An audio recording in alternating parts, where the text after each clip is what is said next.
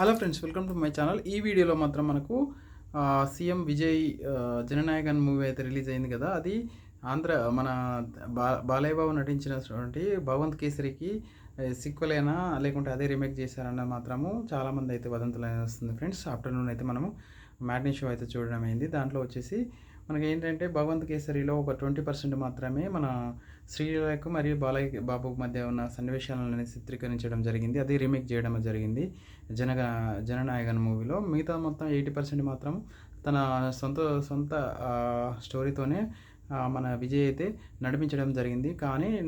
కానీ ఇది మొత్తము ఎట్లా అంటే రూమర్స్ అయితే ఏ విధంగా వెళ్తున్నాయంటే జననాయకన్ మూవీ అనేది ఖచ్చితంగా బాలయ్య బాబు యొక్క ఈ యొక్క భగవంత్ కేసరి మూవీ అనే మాత్రము పోతున్నాయి ఫ్రెండ్స్. కానీ దానిలో ఏమాత్రం నిజం లేదని మాత్రం మనకైతే మూవీ చూసిన తర్వాత తెలుస్తుంది ఫ్రెండ్స్. 80% మాత్రం దానికైతే సిమిలారిటీ లేదు.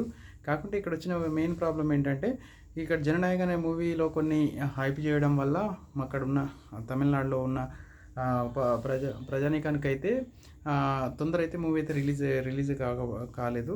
దానివల్ల మనకైతే ఇలాంటి ప్రాబ్లమ్స్ అయితే వచ్చేసి వెనక పడిపోవడం అయితే జరిగింది మూవీ. దానివల్ల చాలా వదంతులు అయితే వచ్చాయి. అదేవిధంగా మూవీ కూడా బాగానే ఉందని అయితే నా యొక్క అభిప్రాయం. మీ అభిప్రాయాన్ని కూడా కామెంట్ రూపంలో తెలియజేయండి. పొద్దు నా ఛానల్ సబ్స్క్రైబ్ చేయండి. Thank you. జై హింద్.